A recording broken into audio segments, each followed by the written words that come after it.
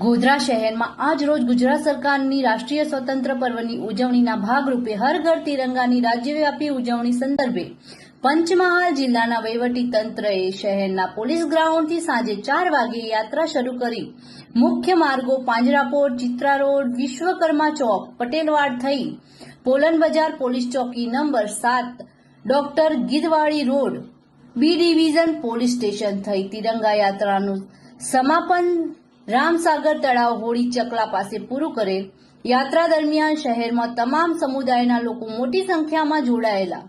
યાત્રાની સાથે પંચમહાલ જિલ્લાના કલેક્ટર સાહેબ શ્રી, પોલીસ વડા સાહેબ શ્રી, સાંસદ સભ્ય સાહેબ શ્રી, રાજ્યસભાના સભ્ય ડોક્ટર રાજેશ પરમાર સાહેબ શ્રી, તમામ તાલુકાના ધારાસભ્ય સાહેબશ્રીઓ અને નગરપાલિકાના પ્રમુખ સાહેબશ્રી, જિલ્લા પંચાયતના પ્રમુખ સાહેબશ્રી, તાલુકા પંચાયતના પ્રમુખ સાહેબશ્રી, શહેરની સ્કૂલોના વિદ્યાર્થીઓ, મુસ્લિમ દારુલ ઉલૂમના વિદ્યાર્થીઓ મોટી માત્રામાં જોડાયેલા. નજરે પડેલ દેશભક્તિના ગીતો સાથે ગોધરા શહેર ગુંજી ઉઠેલું.